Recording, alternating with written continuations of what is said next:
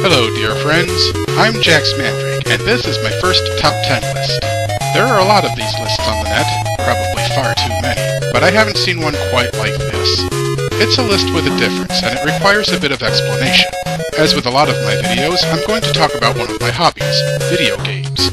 What makes this list different is that it will involve games that do not exist, at least as of this post. In particular, I want to talk about compilations. Strictly speaking, a compilation is any package which includes more than one distinct game. I think it's fair to say that compilations in general are a good value. After all, one game can be worth the money, but when you get more than one for the same price, it can only get better, right? I'll be the first to admit that I have a weakness for any package whose title indicates or even implies multiple games. Words or phrases such as anthology, classics, collection, and greatest hits are a baited hook to me, and I will most often take a closer look. I know it's an illusion, and I have been suckered in by more than a few that have contained little to no software of any value. I shall never claim to be perfect. Compilations have been a popular idea ever since the invention of the home video game console. Many of the Pong consoles of the 1970s claimed to have multiple games built into the hardware, such as tennis, hockey, and handball, though many of these variants did little more than change the color of the background and paddles.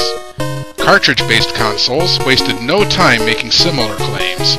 Printed on the box for Combat, the original Atari 2600 pack-in, is 27 video games, though in reality it's only so many variations of the same game. There may be rounds with multiple vehicles, airplanes, invisible walls, invisible vehicles, and even bullets that bounce off walls, but it's all just part of the same piece of software. An even better example is the Atari 2600 version of Pac-Man, often agreed to be the worst version ever made. Its box declares that it contains 8 video games, which is quite an exaggeration, considering I am not alone in believing it doesn't contain one. Permit me to be a little picky and narrow the definition just a bit further. I would like to be absolutely clear. I have never understood the use of the word classic to refer to anything that's just old, nor do I blindly accept its implication of high quality. Therefore, even if the word classic is in the title of the package itself, I don't call these classic compilations. Instead, I propose this definition. When the contents of a multi-game package includes games that have been previously published in some form, be it in arcade machines, cartridges, discs, or digital distribution, I shall refer to them as Legacy Compilations. It's helpful to my decision to find that at least one of the games in the package is one with which I am at least vaguely familiar, and sometimes I have bought special or collector's editions of single games because they include a bonus game. I did this with 2 Mortal Kombat games, and I'm likely to look into other packages for similar reasons. Since the 16-bit era, Legacy Compilations have been assembled on just about every noteworthy video game system, and perhaps a few that shouldn't be mentioned. There are those that view this as a thinly veiled attempt to sell more of the same software with little to no additional programming effort. While this can be the case, it is not always so.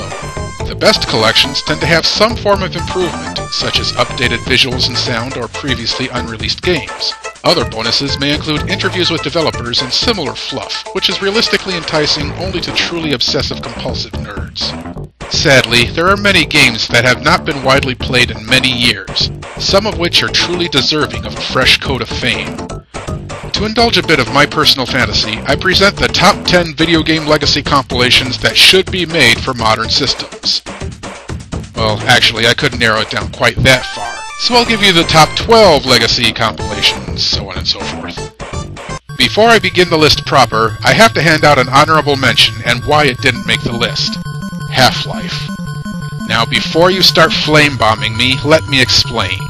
I know that Half-Life, its expansion packs, its mods, its spin-offs, its sequel, and its sequel's episodes are all loved across the board, and that Valve really needs to get on the ball and make the third game and the second game's third episode blah-de-blah McGillicuddy. But I don't think it merits a compilation just yet, primarily because a large chunk of the series has already been featured in its own compilation on current generation consoles, the Orange Box. But the Orange Box doesn't have the original Half-Life game in it, I hear you counter. Trust me, soon after Half-Life 3 is released, they'll make the complete series into one collection on whatever systems are available. You can wait about 30 years, can you not? Number 12, Star Fox Galaxy. Cast your mind back to 1993. Trying to push the hardware of the Super NES from the get-go, Nintendo partnered with Argonaut Games to develop an accessory chipset known as Super FX. The first game to use it became Star Fox. Nowadays, the original game looks like a jumbled mess of polygons, but for the time, it was a super smooth 3D space fighter. Soon after its successful launch, Nintendo teased fans with a look at Star Fox 2, which was never released.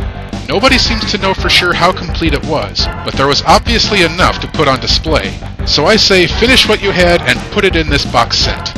While you're at it, put in the other great demonstration of Super FX technology, Stunt Race FX, and then pack in the rest of the relevant Star Fox games, the awesome Star Fox 64, and the two GameCube ones, Adventures and Assault.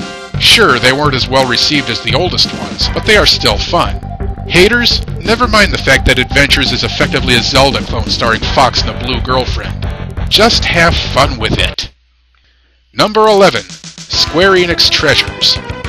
Square Enix is known mainly for 3,500 Final Fantasy and Dragon Quest games, but believe it or not, they have made others.